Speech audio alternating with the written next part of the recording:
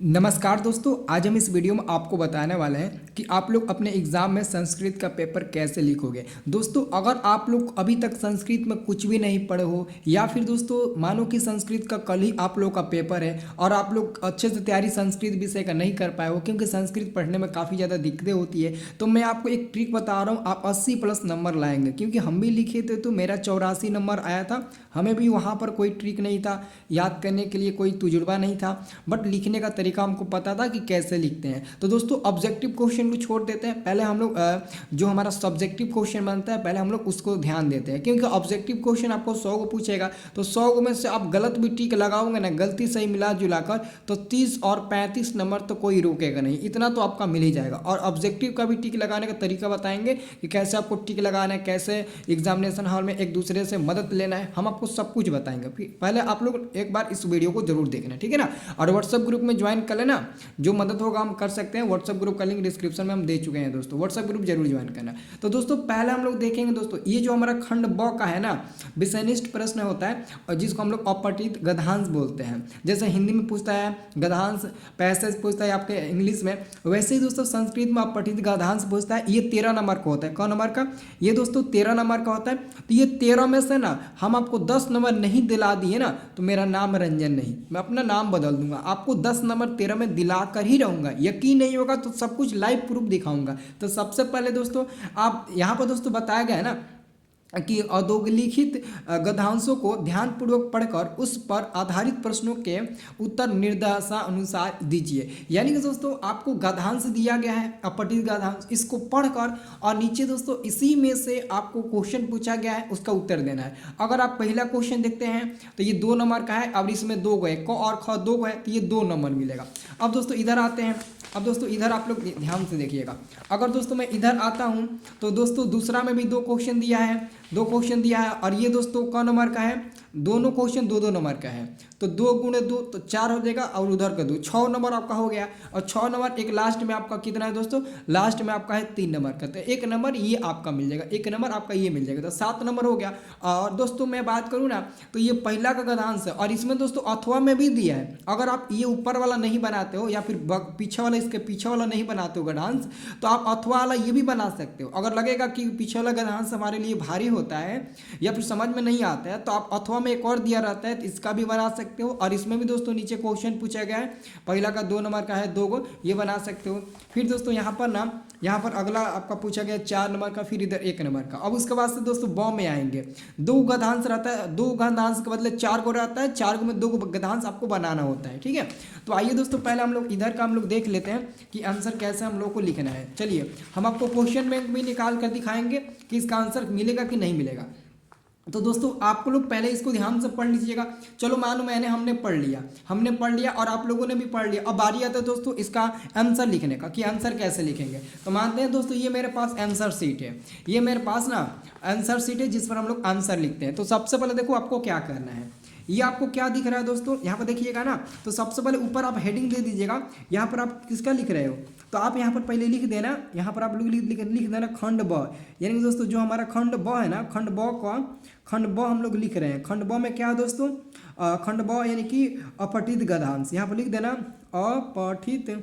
मेरा राइटिंग दोस्तों उतना अच्छा नहीं है बट आप लोगों को मैं अच्छे से बताऊंगा, ठीक है ना। राइटिंग में उतना मत जाना, देखो राइटिंग से उतना नंबर नहीं करता, ये चिंता मत करना। अपठित गद्यांश आप लोग लिख देना। उसके बाद से दोस्तों आप ना कौन सा क्वेश्चन का आंसर दे रहे हो तो प्रश्न उत्तर 1, तो यहाँ पर आप लोग लिखना, ऐसे लिखना दोस्तों, बीच में से लिखना प्रश्नोत्तर, ऐसे लिखना। आप लोगों को देखो, एक तो आप लोगों को इंग्लिश संस्कृत में दिक्कत होती है, संस्कृत में पढ़ने में बहुत प्रॉब्लम है और ऊपर से आप अगर लिखने का तरीका मालूम नहीं होता है ना तो और नंबर कट जाता है ज़्यादा, तो ठीक है ना। तो अगर आपको संस्कृत में थोड़ा बहुत कम भी आता है लेकिन लिखने का तरीका पता रहे ना तो बहुत अच्छा नंबर मिलेगा। तो ये प्रश्न उत्तर आप लोग 1 डालना, ऐसे 1 लिख देना, ऐसे 1 करके आप लोग लिख देना। तो हमने प्रश्न उत्तर 1 लिख दिया।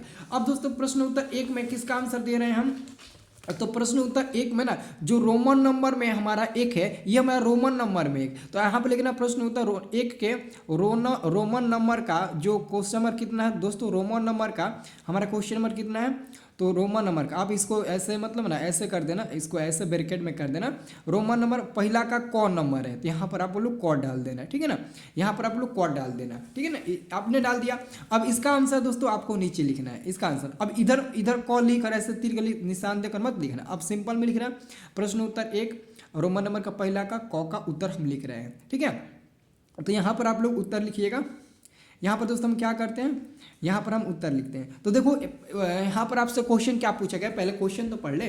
क्वेश्चन पूछा गया कुत्र दीपावल्या अति महत्तम अस्ति, यानी कि दोस्तों इसका मतलब ये हुआ। आप देखो अगर आपको इसका अर्थ निकालने नहीं आता होगा या फिर आपको दिक्कत होगी कि हम क्या क्वेश्चन पढ़ दिया है, क्या इसमें दिया, तो आप लोग अपने मन से सोचिएगा, अपने मन से आप लोग खुद दोस्तों सोचिएगा कि कुत्र कुत्र दीपावलिया अति महत्तम अस्ति, यानी कि जो ये दीपावली का महत्व है वो किस देश के लिए महत्वपूर्ण होता है। तो दोस्तों आपको पता है ना, दीपावली का त्यौहार भारत में ना धूमधाम से मनाया जाता है। तो दोस्तों यहाँ पर ऑलरेडी बोल दिया है कि इसका आंसर आपको एक पद में देना है, यानी कि एक पदेन मतलब कि एक ही आपको शब्दों में उत्तर देना है। एक शब्दों का मतलब समझते हो, ये क्वेश्चन पूछा गया कि दीपावली जो है ना वो महत्वपूर्ण किस देश के लिए है, किस देश के लिए मतलब ना वो ज़्यादा महत्वपूर्ण है। तो यहाँ पर दोस्तों हम क्या लिखेंगे, दीपावली पर्वण भारतीय अति महत्तम अस्ति, यानी कि भारतीय के लिए, तो किसके लिए महत्वपूर्ण अति महत्तम है, तो भारत के लिए। तो यहाँ पर आप डायरेक्ट इसका आंसर क्या लिखेंगे,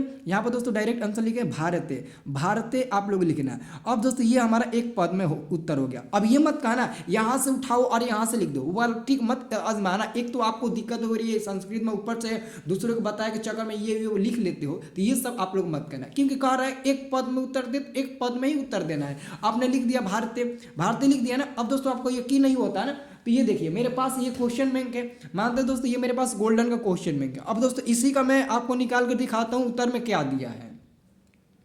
यहाँ पर आप लोग दोस्तों देखिए ये आपका क्वेश्चन बैंक है ना, वही क्वेश्चन है ना दीपावली वाला, देख सकते हैं यहाँ पर टोटल क्वेश्चन हुआ दिया है। तो देखिए एक पद में उत्तर दे, इसका आंसर क्या दिया है आपको मैं दिखा देता हूँ। इधर देखिए, इधर पेज को मैं पलट रहा हूँ, इधर क्या दिया दोस्तों, भारतीय दिया ना, भारतीय दिया है। दूसरा में राम दिया, यानी कि रावण दिया है, रावणम। तो रावणम कैसे होगा वो भी मैं आपको बता देता हूँ। एकदम एक पद में उत्तर, तो एक पद में ही उत्तर देना है। यहाँ तक दोस्तों तीसरा का आंसर दीपावली दिया है, वो भी हम आपको बताएंगे। तो जो जितना कहेगा उतना ही आप लोगों को करना है, आगे आपको ज़्यादा काम नहीं करना है, ठीक है। तो यहाँ पर दोस्तों ये तो क्वेश्चन हमारा हो गया। अब दोस्तों दूसरा क्वेश्चन है श्री रामचंद्र का हत्वा स्वपत्नी सीताराम यानी कि विमोचितवान, यानी कि दोस्तों श्री रामचंद्र की जो पत्नी थी उसको कितने मतलब किसने हरण किया था, किसने नहीं बोलते ऐसे हम लोग गिरने बोलते हैं, तो किसने श्री रामचंद्र की पत्नी सीता माता को किसने अगवा करके ले गया था, तो रावण ने ले गया था। अब रावण का नाम दोस्तों इसमें रामायण देखो रावण का नाम नहीं दिया होगा ना, एक्चुअली में कहीं ना कहीं जरूर देगा, रावणम दिया ना, तो आप लोग लिख देना रावणम, बस आप लोग लिख देना। तो ये आपने किसका आंसर लिखा, क का उत्तर लिखा।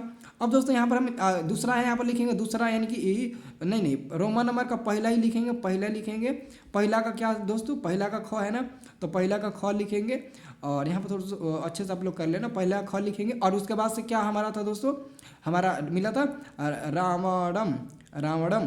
तो यहाँ पर रावणम लिख देना, ऐसे भी लिख सकते हो रावणम, नहीं तो आप ऐसे भी लिख सकते हो राम रम, ऐसा भी आप लोग लिख सकते हो। तो दोनों में से कोई भी आप लिख सकते हो। तो ये आपका आंसर बन गया। तो ये आपका 2 नंबर मिलेगा, ये तो 2 नंबर कोई काटेगा नहीं, ये तो आपका 2 नंबर फिक्स हो गया, फिक्स हो गया ना। अब दोस्तों अगला क्वेश्चन देखिए, ये तो आपका दूसरा नंबर भी कंप्लीट हो गया। अब देखो तीसरा नंबर क्वेश्चन, ये देखिए तीसरा नंबर क्वेश्चन में आपको 4 नंबर मिलेगा। तो अगर गलती भी लिखते हो तो 2-2 नंबर कटेगा, तो 2 नंबर तो मिलेगा ना, दोनों में से एक नंबर पूछेगा। कह रहा है पूर्ण वाक्यन उत्तर, यानी कि आपको पूर्ण वाक्य में उत्तर देना है। तो पढ़ लीजिए, लोकेन श्री रामचंद्र से स्वागतम कथम क्रियते, यानी कि जो श्री रामचंद्र जी हैं, रामचंद्र जी का स्वागत किस प्रकार किया गया था। तो दोस्तों यहाँ पर हम लोग इस पेज को पीछे पलटेंगे और यहाँ पर दोस्तों हम आने की कोशिश करेंगे, ठीक है ना। स्वागतम, स्वागतम से संबंधित कहाँ पर है दोस्तों, ध्यान से देखिएगा, श्री रामचंद्र जी स्वागतम स्वागतम, यहाँ पर देखिए। तो यहाँ से आप लोग देखिए, उसमें आपको पूर्ण वाक्य में उत्तर देना है, मतलब कि आपको ज्यादा वाक्य में उत्तर देना है। तो यहाँ से लिखिएगा तस्य स्वागतम लोकेन रात्रो दीपमालाम कृतवा कृतम। तो यहाँ से लेकर यहाँ तक आप लिख दीजिएगा किसका, तो आप दूसरा का जो कौन नंबर दिया है उसका आंसर लिख दीजिएगा, यहाँ से लेकर यहाँ तक आपका पूर्ण वाक्य में हो गया। और मानते हैं दोस्तों नंबर भी कटेगा तो 2 नंबर थोड़ी ना कटेगा, पूरा का पूरा 1 नंबर कटेगा, तो 2 नंबर उसका, 1 नंबर इसका, 3 नंबर आपका ऐसे फिक्स हो गया। ठीक है, अब दोस्तों मैं बात करता हूँ इसका एक और क्वेश्चन है, इसका एक और क्वेश्चन है। सब देखिए मैं सब वैसे ही बता रहा हूँ, आप एग्जाम में अच्छे करेंगे। कदा प्रभृति भारतीय प्रतिवर्ष स्वगृहेषु दीपमाला क्रियते। अब देखो प्रतिवर्ष गृहेषु ये से संबंधित दोस्तों वाक्य आपको कहाँ दिया गया है, इधर पकड़ लीजिए, इधर आपको पकड़ना है, बस आपको वाक्य जो दिया ना वही आपको वाक्य पकड़ना है। इधर देखिए मिल गया ना दोस्तों, यहाँ पर देखिए प्रभृति सर्वे भारतीय तस्मीन, तो आप यहाँ से उठाइएगा, यहाँ लिख दीजिएगा। 100% दोस्तों आपका इसका 2 नंबर मिलेगा, नंबर नहीं कटेगा दोस्तों, मेरे दोस्तों नंबर आपका नहीं कटेगा। तो ये आपका दोस्तों खत्म हो गया, तो 6 नंबर का ये हो गया, पूरा नंबर मिलेगा। मैं जितना सोच रहा हूँ कि नंबर आपका कट जाएगा उतना आपका नंबर नहीं कटेगा, क्योंकि ऑलरेडी हम लोग पेपर लिखकर आ चुके हैं। अब दोस्तों ये देखिए तीसरा नंबर में पूछा है क्वेश्चन कि अस्य गधांशस्य एकम समुचितम शीर्षक लिखता है, यानी कि दोस्तों इस गधांश, ये जो पूरा गधांश है, इस गधांश में ना किसके बारे में वर्णन किया गया है दोस्तों, तो दीपावली के बारे में। दीपावली आप लास्ट में लिख देना दीपावली, इसका आंसर ही होगा दोस्तों दीपावली, इसका आंसर ही होगा आपका दीपावली। तो आपका ये 7 नंबर पक्का दोस्तों। अगर ऐसे करोगे ना, अगर नंबर कट गया ना तो एग्जाम बाद आकर मेरे से संपर्क करना, ऑलरेडी मेरा नंबर तो आपके पास है, नहीं है तो ग्रुप से ले लेना, ज्वाइन करके ग्रुप। ये हो गया आपका। अब दोस्तों ये बनाने की जरूरत नहीं है ना, अब ये बनाने की हमको जरूरत नहीं है। अब दोस्तों हम आ जाते हैं बॉन्ड नंबर पर। अब दोस्तों बॉन्ड नंबर में भी कुछ वैसा ही है दोस्तों, बॉन्ड नंबर में भी दोस्तों कुछ वैसा ही है, ध्यान से देखें ना। बॉन्ड नंबर को भी पढ़ना आप लोग ध्यान से, मैं आपको बता देता हूँ, आप लोग कर लेना। बॉन्ड नंबर को भी आप लोग क्या करना है दोस्तों, ध्यान से आप लोग को पढ़ना है, मैं सब कुछ आपको बता देता हूँ, बस आप लोग चिंता मत करना। अगर आप चिंता करेंगे ना तो थोड़ा सा दिक्कत होगी, लेकिन आप लोग को चिंता करने की जरूरत नहीं है, ठीक है ना। अब ध्यान से दोस्तों इधर देखिए, तो आप लोग इसको भी पढ़ लेना। ये मानते हैं आपने पढ़ लिया, हमने भी पढ़ लिया। तो यहाँ पर एक पद में उत्तर देकर है ना, एक पदेन उत्तर यानी कि एक पद में आपको उत्तर देना है। तो पहला दोस्तों क्वेश्चन इसका त्रयाणाम सागराणाम संगम स्थली का, यानी कि दोस्तों कह रहा है कि जो मतलब ना सागराम का जो संगम स्थल है उसका नाम बता देना है। तो दोस्तों आपका नगरम मतलब कि यहाँ पर सागरम मतलब कि नगरम, यानी कि आपका प्राचीन नगरम कन्याकुमारी, यही आपका आंसर होगा। तो इसका आंसर डायरेक्ट दोस्तों क्या होगा, यहाँ पर आप लोग लिख देना कन्याकुमारी, क्योंकि कन्याकुमारी आपका आंसर होगा, कन्याकुमारी। ये आपने लिख दिया कन्याकुमारी, बहुत इजी आप लिख देंगे। अब दोस्तों आप खुद दूसरा का आंसर खुद बता देंगे। समुद्र जले प्रतिबिंबतमम कस्य दृश्यम, यानी कि अद्भुतम, यानी दोस्तों जो समुद्र का जल है, यानी कि मानते हैं समुद्र के किनारे मैं खड़ा हूँ, तो जब समुद्र में मैं देखूंगा तो हमारा प्रतिबिंब समुद्र में बनता है ना, तो दोस्तों आखिर में किसके कारण बनता है, तो सूर्य के कारण, सूर्योदय के कारण। यहाँ पर देख सकते हैं, यहाँ पर देखिएगा प्रतिबिंबतमम कस्य, तो सूर्योदय दृश्यम और अद्भुतम, तो देखो लो बीच में ये गैप है ना, कस्य मतलब कि क्या, कस्य मतलब कि क्या, तो यानी कि सूर्योदय। तो यहाँ पर आप लोग लिखना दोस्तों सूर्योदय, क्या लिखना, सूर्योदय। आप बुक निकाल कर देखें ना क्वेश्चन में, उसमें सबका सब यही दिया होगा। ओके, तो ये हमारा बन गया, ये हमारा आंसर हो गया। 2 नंबर आपका यहीं पर मिल गया, आपका नंबर नहीं कटेगा। मैं सब बताऊंगा आपको धीरे धीरे क्या लिखना है। अब दोस्तों मैं बात करूं दोस्तों संस्कृत का सब्जेक्टिव का ना मैं 2 वीडियो दूंगा, एक तो इस पर दे रहा हूं और एक और पर दूंगा, वो भी वीडियो देख लेना। ग्रुप में मैं सेंड कर देता हूं, आप लोग ग्रुप जरूर देखना। अब दोस्तों आ गया दोस्तों पूर्ण वाक्य में उत्तर आपको देना है। केसाम वृष्टि इव भवती। अब वृष्टि इव भवती आपको कहाँ दिया गया है, आपको यही पकड़ना है, ये कहाँ दिया गया, बस इसको आपको पकड़ना है, ठीक है ना। चलिए हम लोग पकड़ते हैं, ये सब कहाँ मतलब ना शब्द दिया गया है, हम लोग इसको पकड़ते हैं। सब लोग पकड़ना, आप लोग भी पकड़ने की कोशिश करना। ओके, चलिए यहाँ पर हम लोग पकड़ते हैं, यही है ना, हाँ। क्या दिया तो दोस्तों, दिया था हमारा केसाम वृष्टि कहीं दिया है, इसमें ध्यान से देखिएगा सब लोग। हाँ, इधर वृष्टि से संबंधित दिया, और भी कहीं दिया है वृष्टि से संबंधित, और कहीं दिया है। अगर और कहीं दिया है वृष्टि से संबंधित आप लोग देख लेना, दिया होगा तो ठीक है, नहीं दिया होगा तो कोई बात नहीं, और देख लीजिए। नहीं दिया ना, और दिया है कहीं, नहीं देना। और इसके बाद से क्या था, केशाम वृष्टि इव भवति। तो भवति भवति दोस्तों यहाँ पर आ रहा है ना, भवति वृष्टि इव भवति, मतलब कि दोस्तों हम इधर से चलेंगे, यहाँ से चलेंगे और यहाँ तक आएंगे। ओके, आप देख लेना लास्ट में आपका ये मिल रहा है ना, मतलब कि उसके पीछे का कहानी ये है और लास्ट का कहानी ये है आपका। तो यहाँ से लेकर यहाँ तक आपका उसका आंसर हो जाएगा। कर दोगे ना, बोलो यस या नो, आप लोग जरूर करना, एक बार ट्राई करना कोई भी पेपर पीछे को लेकर। अब दोस्तों यहाँ पर कह रहा है ना कि कन्याकुमारी, ध्यान से देखना दोस्तों, ये कह रहा है हमारा कन्याकुमारी के परिवृता यु, कन्याकुमारी के परिवृता यु। अभी दोस्तों इसके बारे में आपको देखना है, ध्यान से देखना, परिवृता के से संबंधित कहीं कुछ दिया है, परिवृता से संबंधित कुछ ना कुछ तो जरूर दिया होगा। परिवृता से संबंधित देखिए इसमें क्या क्या दिया है, पढ़िए, परिवृता कहीं दिया है, परिवृता, हाँ इधर दिया, देखो दोस्तों इधर दिया, परिवृता इव ऐसा नागरिक। तो आप यहाँ से मतलब उठाना और यहाँ तक लिख देना।